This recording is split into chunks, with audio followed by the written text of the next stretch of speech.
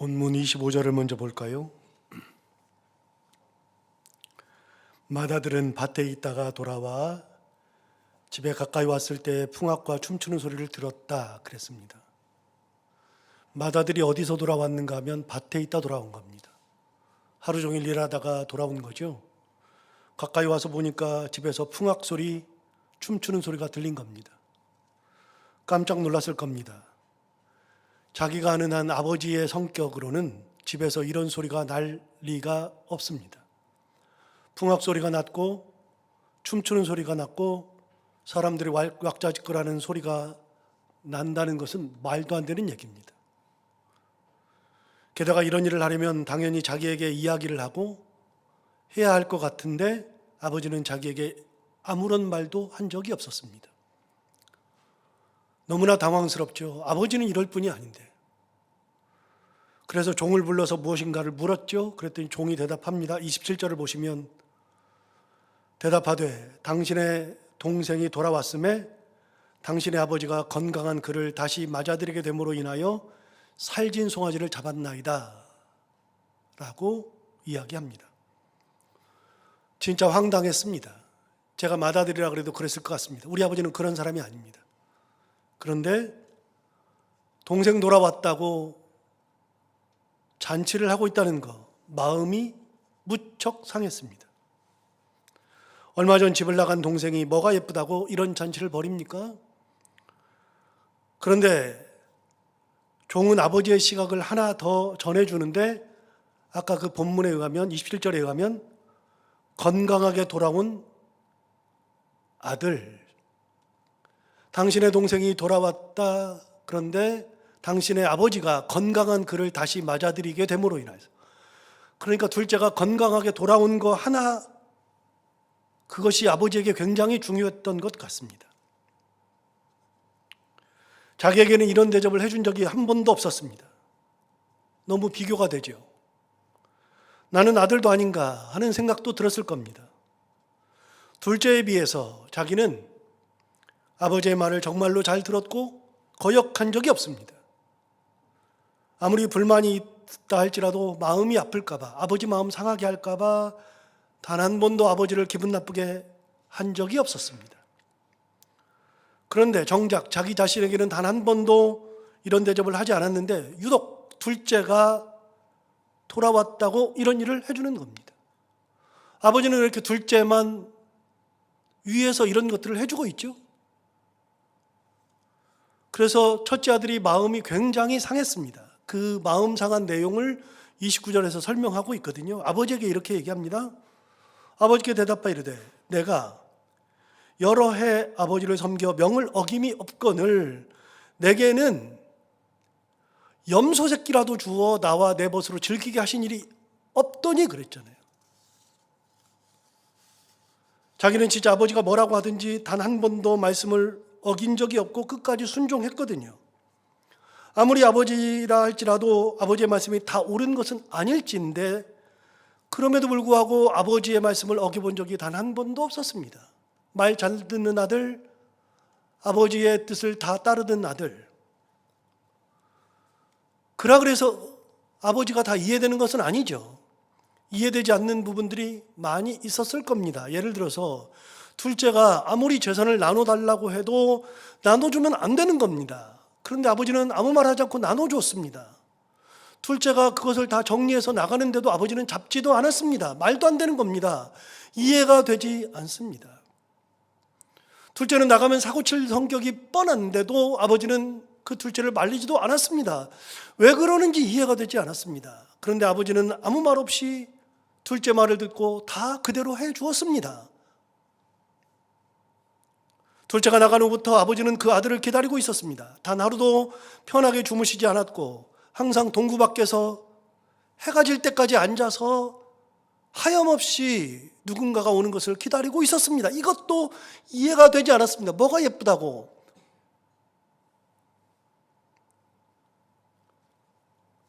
아버지의 일과는 하루 종일 동구 밖에 앉아서 이렇게 그 밖에서 아들을 기다리는 겁니다. 아니 그렇게 말도 듣지 않고 망나니와 같은 아들에게 그렇게 하시는 것이 이해가 되지 않고 불만이 쌓여 있었습니다. 그럼에도 불구하고 첫째는 단 한 번도 아버지에게 마음 아픈 소리를 한 적이 없습니다. 잔치가 벌어지는 날도 큰아들은 밭에서 돌아왔습니다. 자기는 아버지의 뜻을 어긴 적이 없고 정말 아버지의 뜻대로만 살았는데, 둘째가 나간 이후로 집안의 분위기도 무겁게 가라앉아서 아버지의 기분을 맞추어주는 것이 먼저였습니다.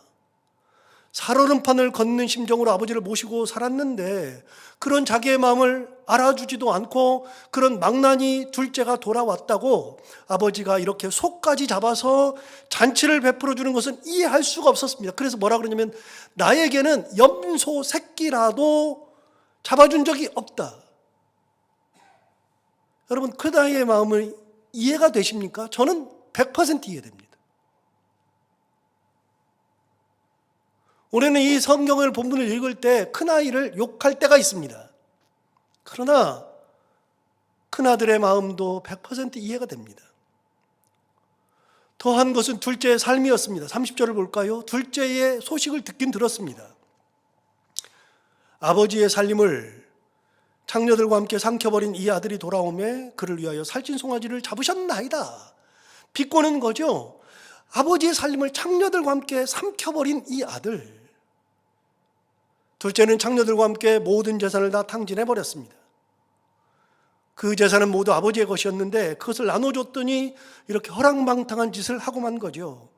그러니까 첫째 아들의 이런 말로 추정해 보건대 이미 둘째가 뭘 하고 있었는지 큰아들이나 아버지나 다 알고 있었던 겁니다. 둘째가 그렇게 창녀들과 함께 사는 것을 어느 정도 알고 있었죠. 그러니까 첫째가 얘기합니다. 아버지, 이 아들이 나가가지고 창녀들과 돈을 다 써버린 건. 그런데 그 아들이 돌아왔다고 소를 잡아줍니까? 아버지나 큰아들이나 둘째가 어떤 삶을 살고 있었는지 막연하게나마라도 알고 있었을 텐데 기가 막힙니다. 아버지가 이해가 되지 않습니다. 그런 동생을 용서할 수도 없습니다. 그런데 둘째의 그런 행동보다 더 이해가 되지 않는 것은 진짜 아버지입니다. 아버지는 동생한테는 매번 끌려다녔으니까요. 재산을 나눠주기도 하고, 그 아들이 수일 내에 재산을 다 정리해서 해외로 나갈 때 보고만 계셨고, 그 아들을 매일 기다리고 계셨고, 모든 재산을 탕진한다는 소식을 들음에도 불구하고 아무 일도 하지 않았고, 그리고 그 아들이 돌아왔는데 건강하게 돌아왔다는 것 하나만으로도 송아지를 잡아서 동네 사람 불러가지고 잔치하고 풍악을 울리고 사람들 춤추는 소리가 들린다는 거 하나부터 열까지 아버지가 이해가 되지 않습니다. 이번에는 도저히 참을 수가 없었습니다. 큰아들도 아버지를 마음 아프게 한 적이 없는데 이번에는 참을 수가 없었습니다. 폭발하고 만 거죠. 그렇게 아들의 마음을 들여다보니 사실은 둘째에게 화가 나기도 했지만 진짜는 아버지에게 화난 겁니다. 가만 보면 아버지는 자기를 엄청 차별 대우하고 계셨던 겁니다. 첫째가 생각해 보니까 염소 새끼 하나 잡아준 적이 없는 아버지입니다. 참고 있었지만 이번 일로 인하여서 폭발하고 말았습니다. 얼마나 화가 났던지 그는 집에 들어가려고 하지도 않았습니다. 여러분 28절을 가서 볼까요? 그가 노하여 들어가고자 하지 아니하거늘 아버지가 나와서 권하였다. 여러분 얼마나 화가 났으면 노하여 집에 들어가고자 하지 않았다는 겁니다. 사실 평소에 화를 많이 내던 사람이 화를 내면 화내는 것이 무시할 것은 아니지만 그래도 곧 풀리게 될 가능성이 있습니다. 평소에 화내던 사람이 또 화내는 거니까요. 평소에 자기 생각을 분명하게 표현하던 사람이 화를 내면 이유가 있으니까 잘 듣고 반응해야 하기는 하지만 풀릴 가능성이 큽니다. 그런 분들은 꼭 이렇게 얘기합니다. 나 뒤끝 없다. 이렇게 얘기하시는 분들이 가끔 있잖아요. 잘 풀리기도 합니다. 진짜 그런 경우가 많습니다. 그런데 반대로 평소에 별로 말 없이 자기 일 열심히 하고 묵묵한 성격의 사람이 화를 내면 진짜 무서운 겁니다. 참아뒀다가 한 번 폭발하면 진짜 무서운 겁니다. 그런 경우는 일단 뒤로 물러서야 합니다. 싸우려고 하면 안 됩니다. 일단 져야 합니다. 평소에 말이 없고 순종적이던 사람이라고 해서 그 사람은 그런 사람이니 하고 쉽게 생각하면 안 되죠. 오히려 그런 사람들이 진짜 무섭습니다. 끝을 봅니다. 뒤끝이 엄청나게 있습니다. 한번 어긋나면 다시 맞추는 것이 너무나도 어렵습니다. 그래서 평소에 자기 주장을 하는 것이 좋은 거예요. 담아두다가 폭발하면 그거 대책이 없습니다. 그거 좋은 성격 아닙니다. 평소에 있는 거를 하나하나 얘기해서 풀어야지 어느 날 갑자기 가지고 있었던 것, 쌓였던 것을 한꺼번에 폭발시키면 그때부터 나오기 시작하는데 여러 가지가 주르륵 나오면 대책이 없습니다. 큰아들은 후자의 성격입니다.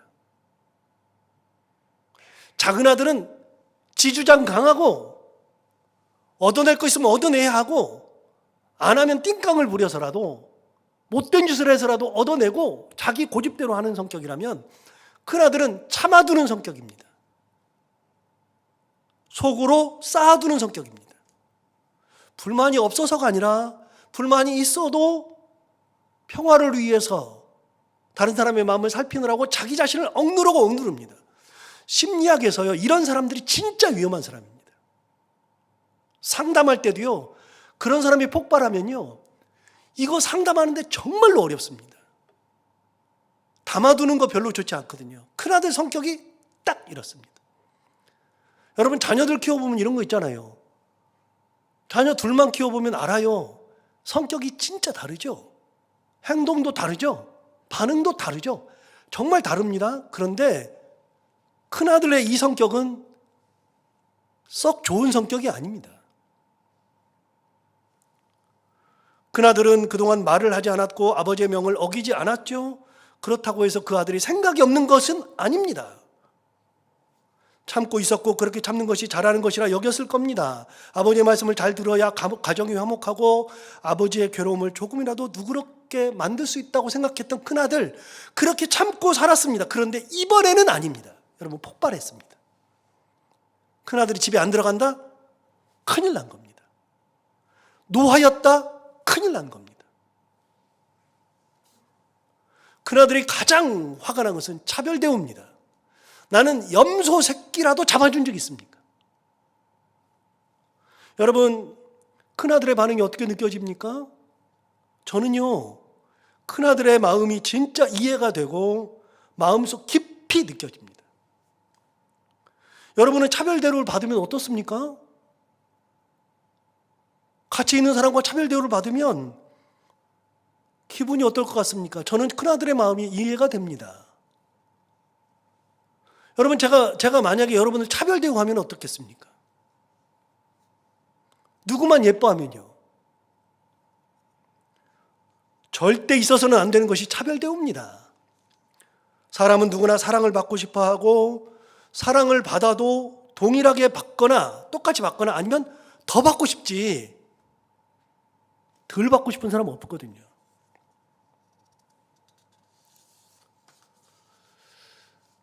제가 이제 영락교에 있을 때 이철신 담임 목사님이 부목사들에게 7년 있는 동안에 단 한 번도 휴대폰 전화를 가르쳐 준 적이 없습니다. 그분은 휴대폰 전화를 누구에게도 공개를 안 합니다. 워낙 전화가 많이 오니까요. 부목사들에게도 휴대폰 번호를 안 가르쳐 줍니다. 휴대폰 번호를 아는 목사는 딱 한 명입니다. 행정목사. 교회 일 처리가 많으니까. 보고받고 이렇게 지시하고 그러니까 행정목사 딱 한 명. 목사가 27명인데 그 중에 딱 한 명만 담임 목사님 핸드폰을 압니다. 여러분, 저는 선임 목사를 했거든요. 그러니까 담임 목사님의 명을 받아서 모든 목사를 통제를 했거든요. 다 그냥 담임 목사님 대신으로. 저한테 가르쳐 줄 만하잖아요. 안 가르쳐 줘요, 저도 교회에서 저한테 지시하고 불러서 지시하고 그래요. 그런데 어느 날 전화를 받는데 전화가 오는데 휴대폰 번호가 딱 뜨잖아요. 전화폰 보면 010 뜨잖아요. 아니면 이름을 저장해놨으면 누구 이름이 딱 뜨잖아요. 예를 들어서.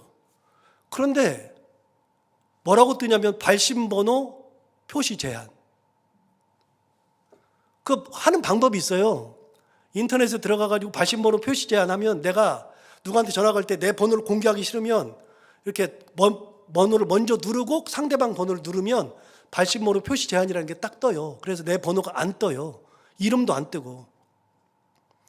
발신번호 표시 제한이라는 걸 딱 보는 순간에 깨달았습니다. 아, 이거 분명히 담임 목사님이시다. 눈치 빠른 제가 알고 조심스럽게 아주 공손하게 여보세요 하고 받았어요. 아니나 다를까 역시나 그랬습니다.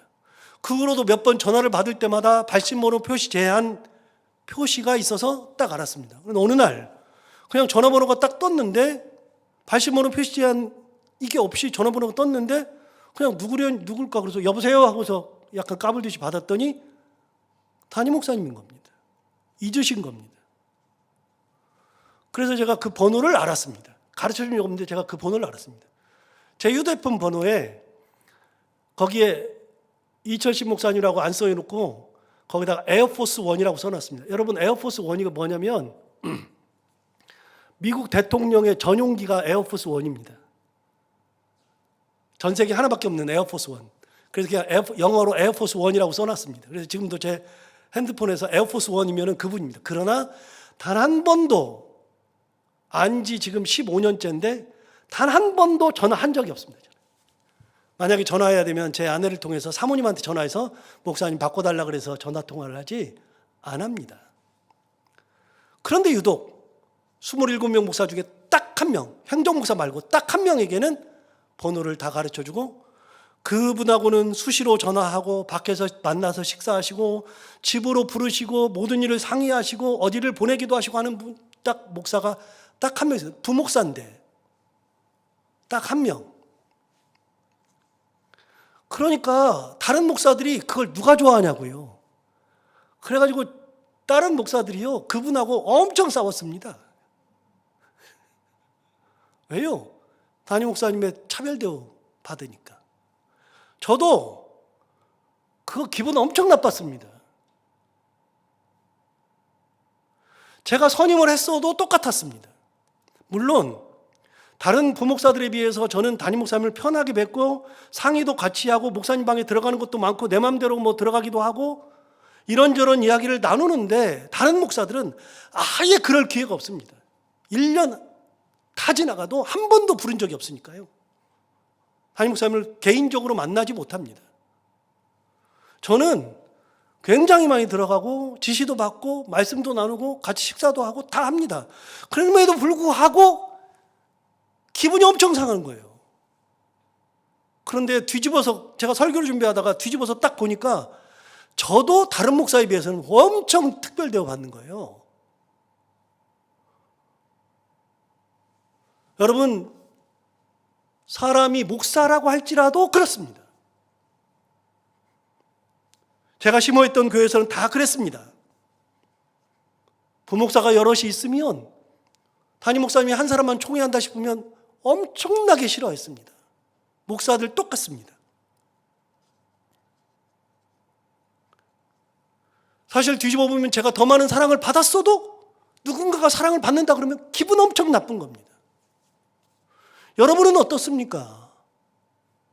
여러분도 그런 생각 들 때가 있지 않습니까? 참고 살았을 뿐이지 그런 대접을 받았을 때가 있잖아요. 제 아내의 가장 큰 불만은 결혼하고 나서 제가 애들을 아내보다 더 예뻐한다는 것이 불만입니다. 그거 굉장히 기분 나빠합니다. 결혼을 막 해서는 애들 없을 때는 목회한다고 성도들을 대하는 태도와 아내를 대하는 태도가 다르다 그러면서 왜 자기는 그렇게 안 해주냐고 그게 엄청나게 기분 나빠 있었습니다. 자기도 권사처럼 해달라고 집사처럼 해달라고 한 적이 많았습니다. 아내마저도 여러분 차별 대우는 싫어합니다. 한 번은 제가 안양에 있을 때 청년부 목사 겸 부목사로 있었는데 청년 중에 한 명이 시무간사가 되었습니다. 사무간사가. 그래서 같이 근무했는데 1년 정도가 지났을 때 어느 주일 오후에 다 마치고 집에 가려고 하는데 갑자기 저를 찾아와서 목사님 얘기 좀 하재요. 그래서 그래 앉아라 얘기하자. 그러고서 얘기했는데 갑자기 제 앞에서 엉엉 우는 거예요. 왜 그러냐 무슨 일이냐 그랬더니 제가 본인을 차별 대우한다는 거예요. 무슨 소리냐 들어봤더니 청년들을 만날 때는 웃어주는데 나는 왜 안 웃어주는 거예요. 가만히 들어보니까 기분 나쁘게도 생겼어요. 그런데 저는 어떤 생각이냐면 사무관사한테 어떻게 맨날 웃어줍니까? 청년들은 만날 때 제가 목양의 대상이잖아요. 얼마든지 웃어주고 막 잘 대해주고 그런데 사무관사는 진짜 사무 처리를 하는 거니까 그냥 편하게 해야 되고 내가 해야 되고 설교 준비할 때 저는 옛날에는 요즘은 안 그렇지만 진짜 세상의 문을 다 닫고 막 찡그리면서 누가 제 방에 들어올 때도 막 화를 내고 그러면서 설교 준비를 했었던 거거든요. 그러니까 당연히 사무관사에 신경을 쓰면서 어떻게 삽니까? 그냥 편하게 사는 거죠. 그랬더니 본인은 청년인데 다른 청년은 웃어주는데 왜 저기는 안 웃어주냐고. 1시간 동안을 설득했는데 설득이 잘 안 돼요. 넘어가나 싶었는데 6개월 정도 지나니까 또 찾아왔어요. 또다시 엉엉 울면서 똑같은 얘기를 하는 거예요. 아니 환장했더라고요. 미쳐 죽겠더라고요. 그래서 제가 담임 목사님한테 말씀드려서 목사님 저 이제 교회 사임하겠습니다. 왜? 그래서 그런 얘기를 쭉 했어요. 제가 친구한테 얘기를 해서 다른 교회 가기로 했습니다.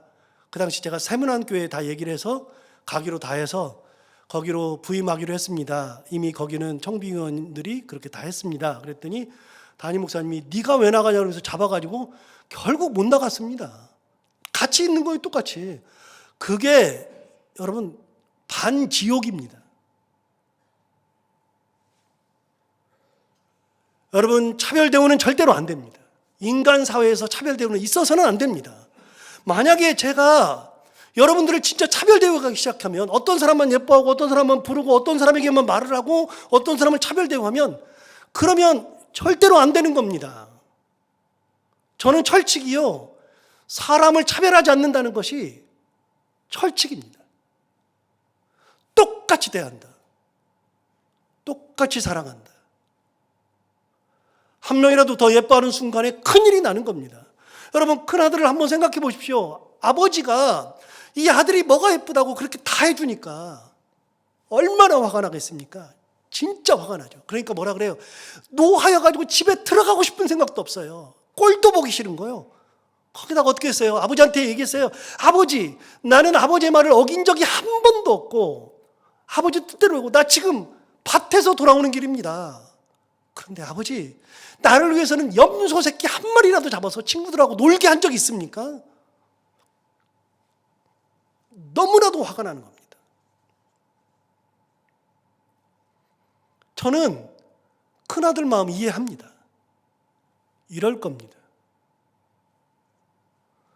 자, 여기서 아버지가 등장합니다. 아버지가 뭐라 그러냐면 아까 28절에서 이렇게 말합니다. 그가 노하여 들어가고자 하지 아니하거늘 아버지가 나와서 권하였다. 아버지가 큰아들 성격을 다 아는 겁니다. 그래서 아버지가 나왔습니다. 드디어 아버지가 등장합니다. 그렇게 화나 있는 것을 딱 보는 순간에 아, 이 아들은 위로가 필요하다. 나오는 거예요. 그래서 곧장 나와서 아들에게 권합니다. 그랬더니 아들이 그런 얘기 하는 거죠. 염소 새끼 한 마리 준 적 없는데 나한테는. 자, 이제 아버지가 아들에게 주는 얘기입니다. 아버지의 마음을 들려주는 겁니다. 큰아들에 대한 마음, 둘째 아들에 대한 마음을 아버지가 얘기해 주죠. 31절 볼까요? 큰아들에 대한 마음을 얘기해 줍니다. 내가 너에 대한 마음이 이렇다.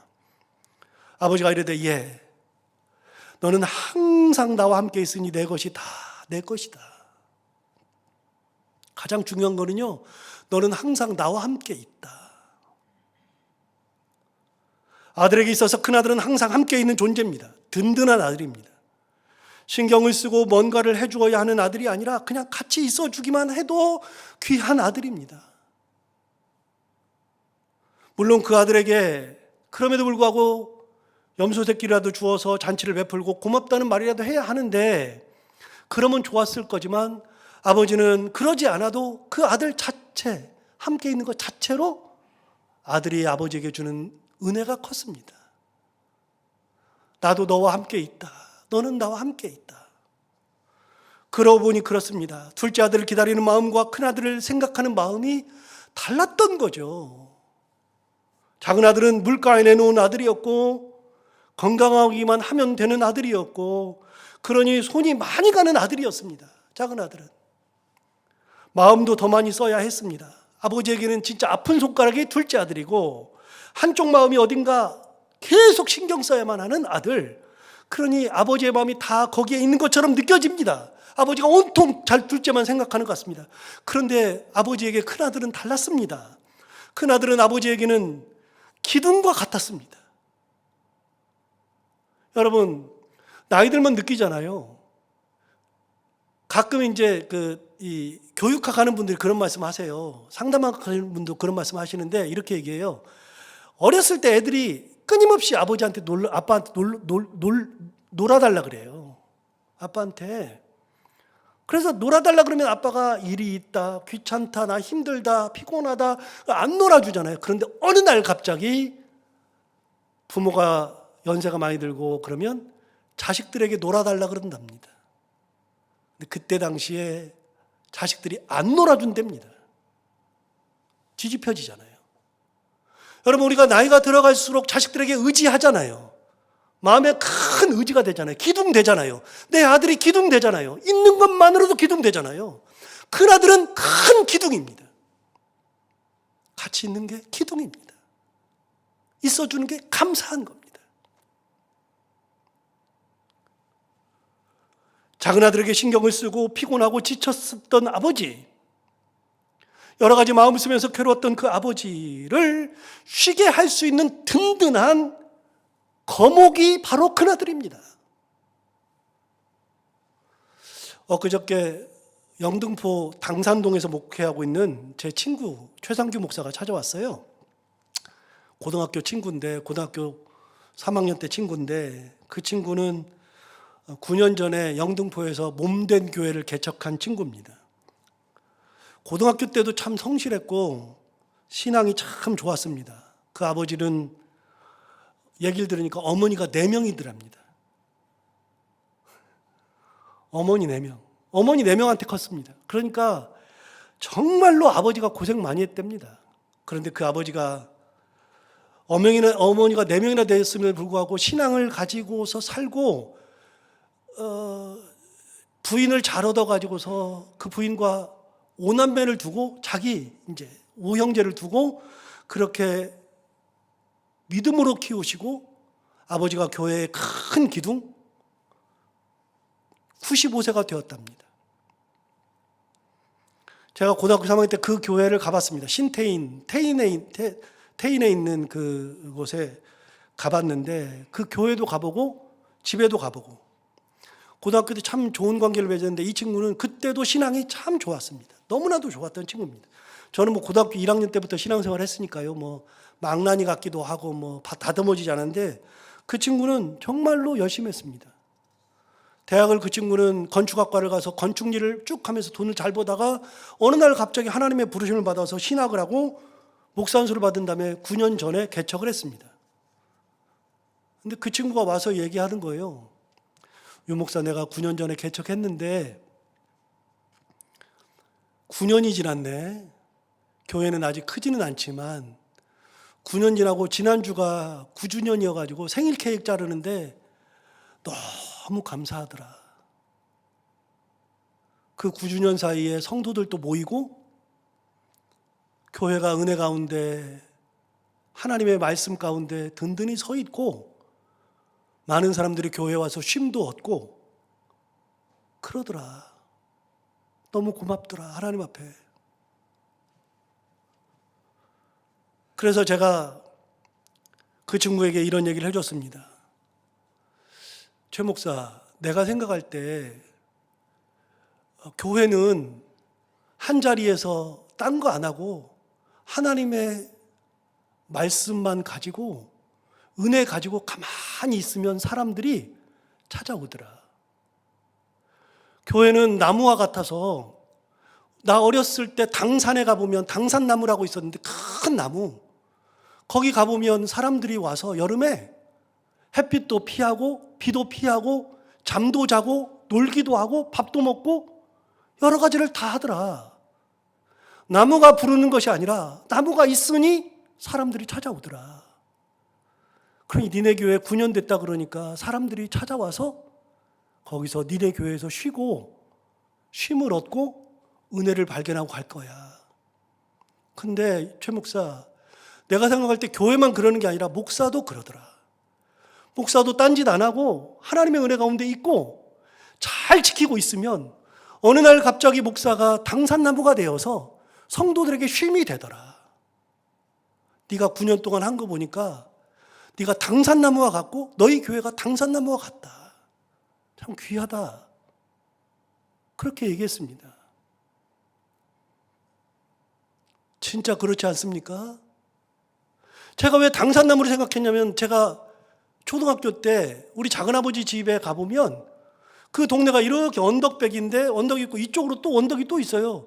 그리고 그 언덕 밑으로는 저수지가 저기 뭐 댐이 막혀가지고 강이 이렇게 흐르는데 그 언덕에 올라가 보면 강이 쫙 내려다 보이는 기가 막힌 언덕이 있습니다. 거기에 큰 당산나무가 있는데 진짜 여름에 가보니까요 사람들이 와가지고 한낮에는 일을 못하니까 거기서 쉬는 거예요. 어렸을 때 본 거예요. 초등학교 1학년, 2학년 때. 아하, 나무가 이런 거구나. 나무는 나무로 있기만 해도 사람들에게 은혜가 되는 거구나. 쉼을 주고 거기에서 많은 것을 해결해 주는구나. 나무가 사람을 부른 적이 없습니다. 나무가 내가 쉼터가 되니 나한테 오라고 한 적이 없습니다. 그런데 나무로, 당산나무로 있으니까 그렇게 오게 되는 겁니다. 여러분, 우리가 둘째 아들처럼 그렇게 망나니처럼 막 해가지고서 살아가는 인생이 아니라 우리가 아버지에게 큰 기둥이 되는 거야. 네가 나와 함께 있는 것만으로도 나는 네가 귀한 아들이야. 내가 이렇게 안 해줘서 미안해. 내가 염소 새끼 못 잡아줘서 미안해. 네 마음을 그렇게 내가 알아주고 해줘야 되는데 못 해줘서 미안하긴 하지만 너는 항상 내게 기둥과 같은 존재였다. 나무와 같은 존재였다. 여러분, 사람은 그런 사람이 되어야 합니다. 여러분, 첫째 아들이 되고 싶습니까? 둘째 아들이 되고 싶습니까? 저는 섞었으면 딱 좋겠습니다. 섞었으면. 그러나 사람이 어떻게 섞여집니까? 그러나 여러분, 첫째 아들은 존재만으로도 부모에게 기둥입니다. 부모에게 기쁨입니다. 우리 큰아이가 저를 떠났잖아요. 이제 2주 되는데 몇 년 전에 이스라엘에 공부하러 갈 때에는 그렇지 않았는데 이번에는 진짜 마음이 허전한 거예요. 굉장히 이제 평생 나랑 같이 살지 않겠다라는 생각이 드니까 더 그러는 겁니다. 이제는 진짜 집에 와서 잠시 쉴 수는 있어도 한 주, 2주 쉴 수는 있어도 뭐 길게는 한 달, 2달 쉴 수는 있어도 이제 나랑 같이 살지는 않겠다. 내 품을 떠났다 생각하니까 더 허전한 거예요. 그 다음에 제가 해줄 것이 없다고 생각하니까 더 그런 겁니다. 제가 이스라엘 갈 때도 안 그랬는데 이번에는 그런 생각이 들어가지고 이제는 그렇다. 그래서 생각해 보니까 우리 자식들을 해외로 결혼 보내신 분들이 있는데 어떻게 보냈을까? 군대에 보내가지고서 그런 경우도 있는데 어떻게 있을까? 자식들을 오지로 보낸 부모들은 어떤 마음일까? 이런 생각이 드는 거예요. 굉장히 마음이 허전해서. 그런데요, 둘째가 있으니까 너무 감사한 거예요. 그나마. 둘째가 큰 위로가 되는 거예요. 그래서 제가 둘째한테 불러서 그랬어요. 보석아, 아빠랑 같이 1년 6개월 더 있어줘서 고마워. 걔도 이제 1년 6개월이면 제 손을 떠나겠죠. 그런데 둘째는요, 큰아들에 비해서 기둥 역할을 덜 해요. 그런데 그럼에도 불구하고 둘째가 지금의 기둥이 되는 거더라고요. 여러분, 자식들은요, 부모에게는 기둥이에요. 당산나무와 같을 때가 있어요. 큰아들은 그걸 몰랐어요. 아버지의 마음을 몰라요. 야, 너는 나랑 항상 있어줬잖아. 너는 나를 항상 있어줘서 내가 피곤할 때 너로 하여금 쉼을 얻었잖아. 큰아들이 설교를 준비하다 보니까 너무 귀한 거예요. 이런 아들이 있는 게. 교회에는 성도들이 있는 게 기둥이에요. 여러분들이 기둥이에요. 얼굴만 봐도 너무나도 감사한 거예요. 예배드리는 모습을 보니까 너무나도 감사한 거예요.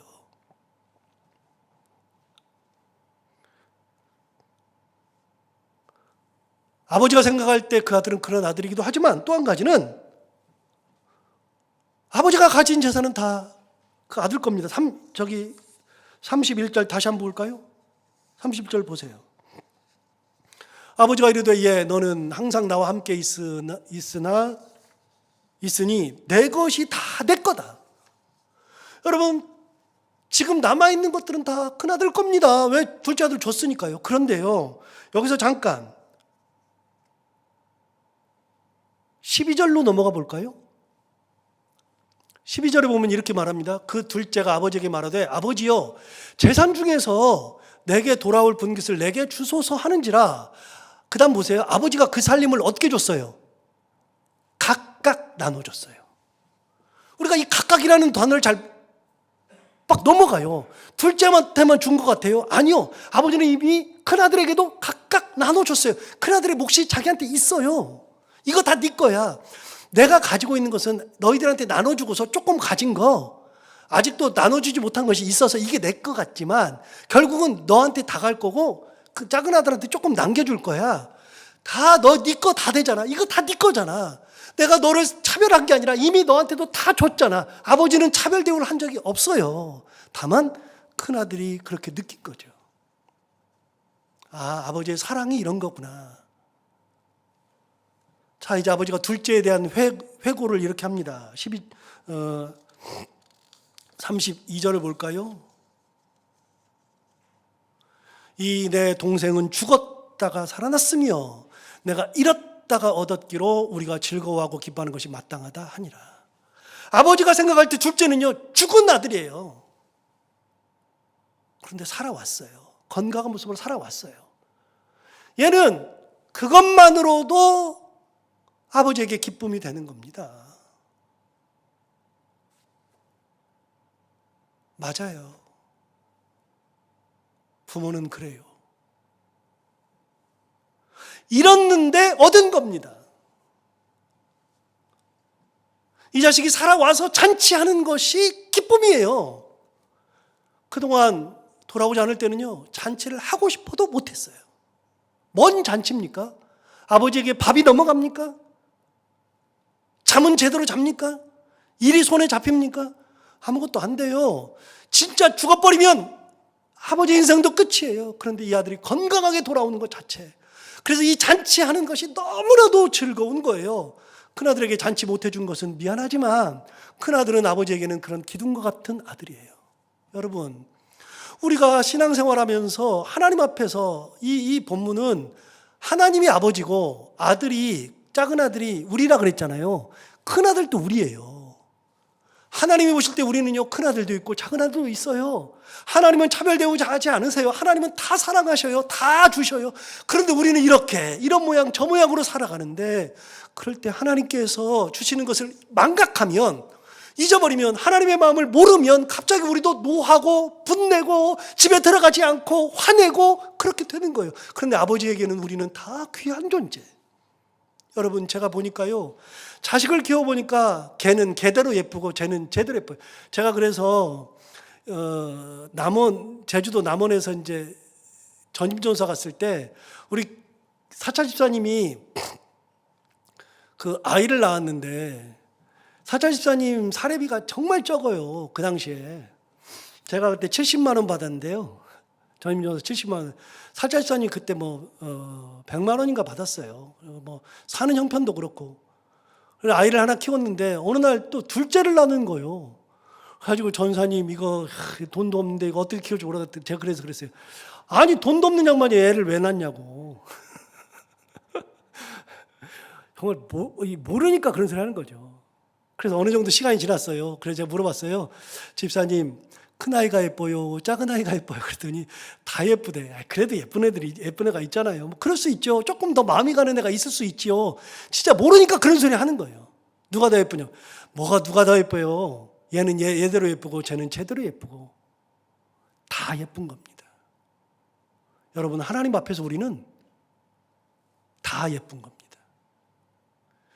여러분이 어떤 형편이든 어떤 삶을 살든 하나님 앞에는 다 예쁜 겁니다. 진짜 그래요.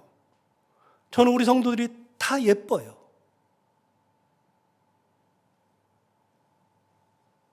하나님의 마음으로 보면 안 예쁜 분이 하나도 없어요. 하나님께서는 우리를 그렇게 사랑하시는 겁니다. 둘째는 둘째대로 잔치를 벌여주는 사랑, 첫째는 첫째대로 내가 내 기둥이 되고 나의 쉼터가 되는 그 아들을 사랑하는 마음, 그런 마음이 우리한테 다 있는 겁니다. 그런 마음을 가지고 성탄절에 오신 거예요. 사랑의 마음으로, 은혜의 마음으로. 이 하나님의 은혜를 다시 한번 새겨보면서 나도 하나님의 은혜에 보답하며 하나님에게 큰 기둥이 되고 하나님에게도 쉼터가 될 수 있는, 하나님의 마음을 시원하게 할 수 있는 그런 삶을 살아가는 우리 모두가 다 되기를 바랍니다. 기도하겠습니다. 하나님 아버지, 감사합니다. 오늘도 귀한 말씀으로 우리를 깨우쳐 주시고 인도해 주셔서 감사합니다. 이 말씀 듣고 우리가 힘을 냅니다. 우리는 어떤 때는 큰 아들, 어떤 때는 작은 아들, 어떤 때는 큰 딸, 어떤 때는 작은 딸이 되기도 합니다. 이런저런 모양으로 살아가면서 하나님의 은혜를 가지고 산다고 하지만 이런저런 모양이어서 하나님의 마음을 아프게 할 때도 있고 기쁘게 할 때도 있을 텐데, 우리가 그 하나님을 온전히 바라보며 끝까지 하나님의 은혜 가운데 살아가고 하나님의 기쁨이 되는 삶 살아가는 저희들 되게 하여 주옵시고, 우리를 위하여서 이 땅에 오신 예수 그리스도를 생각하며 주님의 은혜 가운데 살아가는 저희들 모두가 다 되게 하여 주옵소서. 감사하며 예수님 이름으로 기도하옵나이다.